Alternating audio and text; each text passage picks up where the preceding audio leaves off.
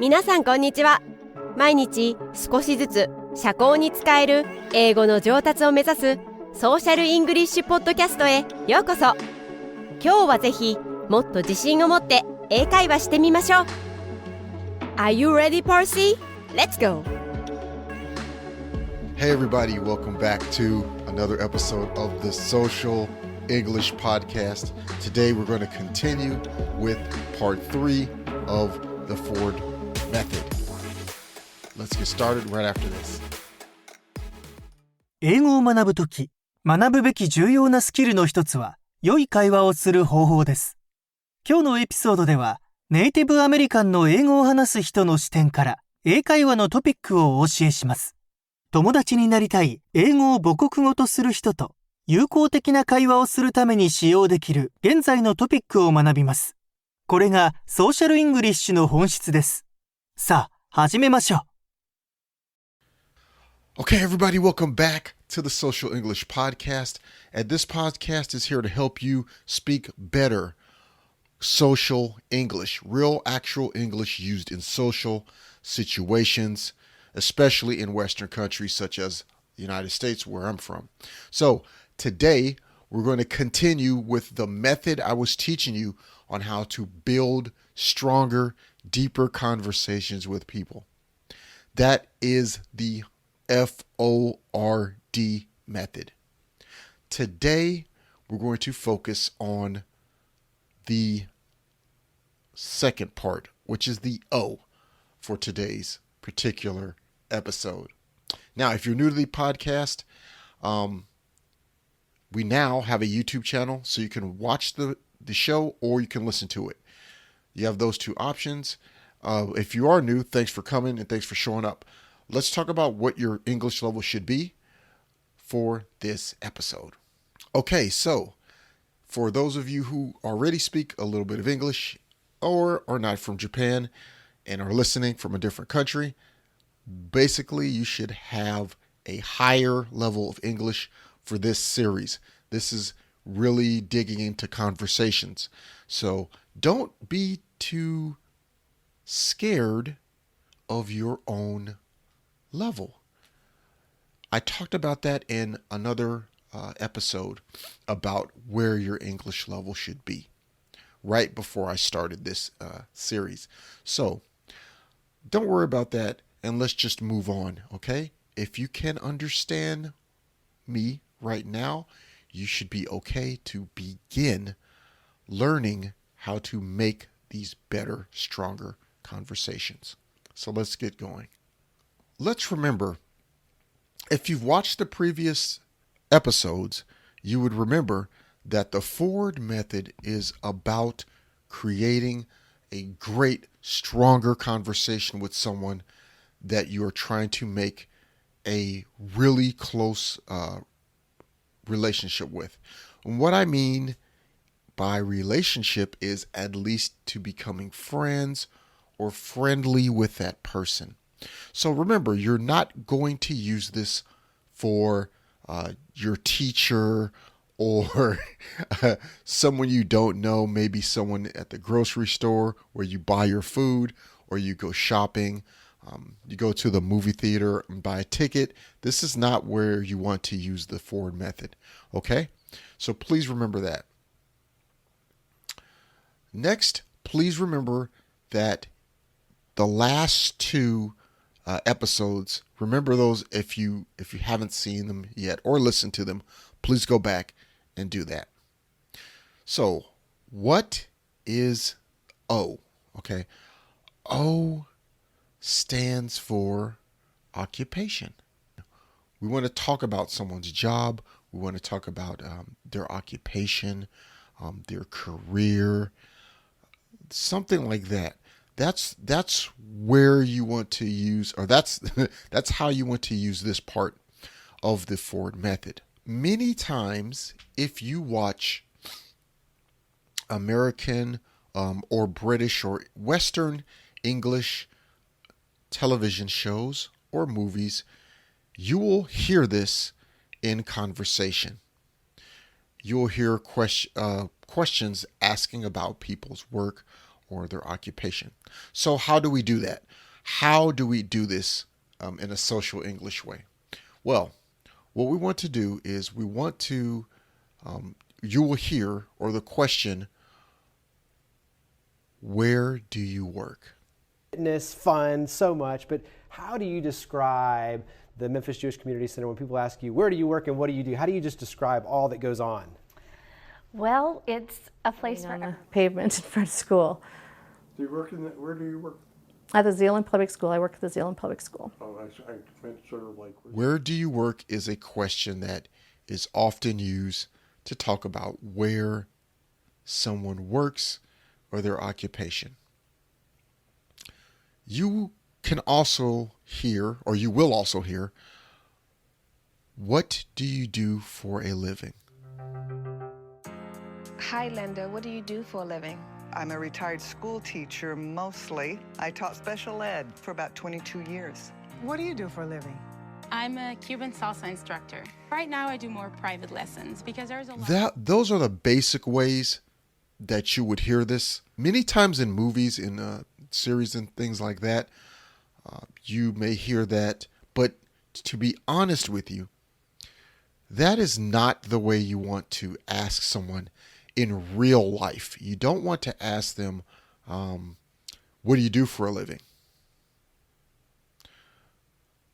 Where do you work? It's because it is not a friendly way. It's a little bit strong and strict, and it's not really a social English or friendly way. So let's talk about some other ways to ask about occupation. So what we want to do is we want to use the statement question method. And the way we want to do that is we want to say something like, there are many actors in LA. Are you an actor? Or there are many firefighters in New York. Are you a firefighter? Something like that. That is more of a social English and a comfortable, natural way that you want to ask this question. You don't want to say, hi, or hey, what are you doing? Oh, I'm doing good. Or I'm just hanging out. I'm relaxing. I'm drinking coffee. What coffee you're drinking? Well, I'm drinking Brazilian roast. Where do you work? So that comes off a little bit strange, and it's not a comfortable social English natural way of starting this conversation and speaking. Okay, so let's look at another way to do this. The other way that you can do this is what I'm going to call the judgment statement question. What this means is you're going to make a judgment statement, and after the judgment statement, then you're going to ask the question. Okay? So here is an example of that. Wow, you seem to be very knowledgeable about the law. Are you a lawyer? Or, wow, you are so strong and in great shape. Do you teach yoga? Okay, as you can see, the judgment statement was the judging, assuming by appearance or something you experienced in the conversation. So maybe the way they are dressed, the way they say something, or just basic information in a conversation that you hear. This last method I'll give you today, or the last way to do this, is you can give your personal info statement and question. And what I mean by personal info statement question is I mean that you're going to talk about yourself first. Okay? Here's an example. I was up late last night working on my sales pitch for today's meeting. Does your job have you work late as well? So in that particular demonstration and example, I told the person that I'm speaking to about my job and how my job kept me up late. And they, the other person, is already prepared, and they understand that this conversation is about jobs. So when you ask about theirs, they are more comfortable in talking about their job because you already talked about yours. Let's try to use this with a person that you think is around college age and you're in college as well. You can use this. Now we're talking about occupation for O or job, but you can still use this as a college student. Here's an example. Yesterday, I had a study group with two of my friends. We studied until 10 p.m. Do you have a study group? This is very interesting, and it's a good one to use. Now remember, the person is college aged. You may see or meet this person at a grocery store. You may meet the person just walking around at a park or a movie theater or a bar or something like that. Just normal places where you would meet someone. In Western countries, it happens often. It's not like in Japan. When you walk around, people interact and speak to each other in Western countries. So that's what I want to help you with, okay? So when you ask this question, you are assuming that the person would be college age. So that's why you tell them what you did recently. And then when you ask them about if they did this thing, you're already assuming that they're a college student because of their age. So they will react with, oh, I don't go to college anymore. I graduated last year. Or they would say, oh, yeah, I sometimes have study group for English class.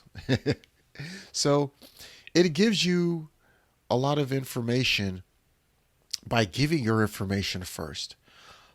Remember that in Western countries with social English, if you allow yourself to open up and give a little bit of information first to a person, a lot of times they're really willing to tell you about them.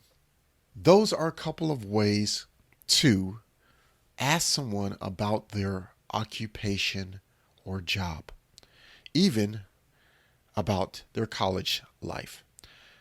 Remember that the goal is to have the person comfortable with you and you comfortable with them, so you can have a natural, not strange, but a natural, fun, interesting conversation.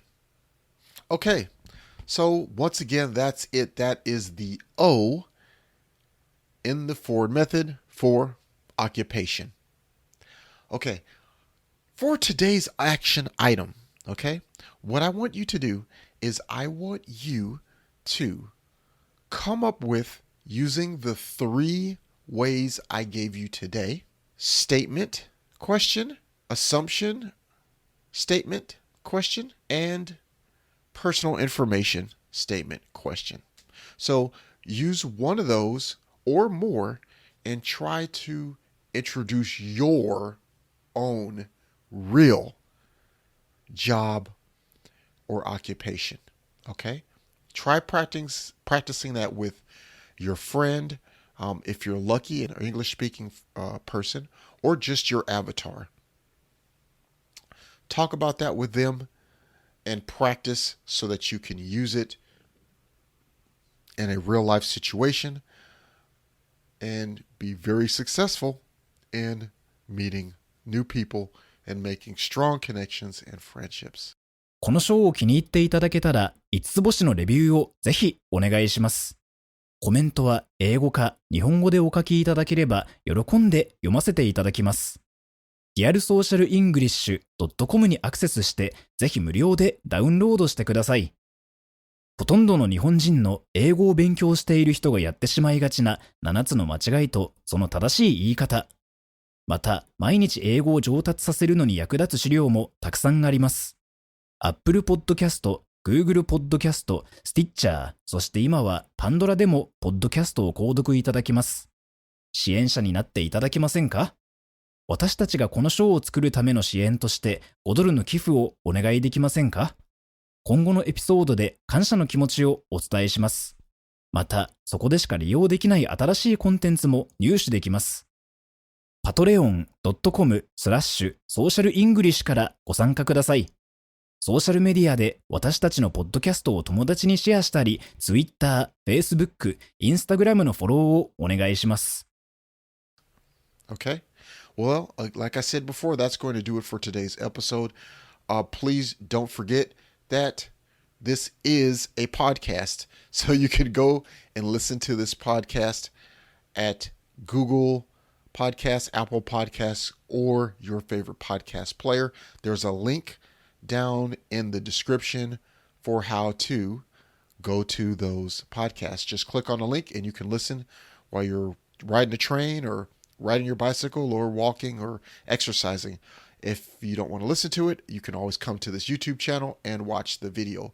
Now, one small thing is that there will be more audio podcasts on the podcast. So there will be more lessons like this and more episodes like this on the audio version, not the YouTube version. But you can listen to all of them or see all of them if you look at both platforms. Okay, so one last thing. I am looking for a digital intern to help with the production of this YouTube channel and podcast. I'm looking for someone who speaks English and Japanese. Now, and they're willing to learn more English. Your English does not need to be perfect. Okay? If you have a basic English level, which is a low level, okay, we can understand each other at a low basic English level. Contact me at Percy@realsocialenglish.com. That's where you can send your emails and apply to the internship. Okay? Also, I'll leave a link down below until that is expired, until I found the right perfect match or matches. I'm actually looking for at least 2 interns, and leave those submissions at the email that I have listed. Okay, that's it for today. We're gonna go now. We're gonna have Ikari take you out. See you in the next episode, which is the R for recreation. Peace and love. 今日は楽しい時間をありがとうございました。ぜひ私たちのウェブサイトrealsocialenglish.com を訪問して日本語訳と役立つ情報を手に入れてください。また次回お会いしましょう。バイバイ。See you next time. Bye bye.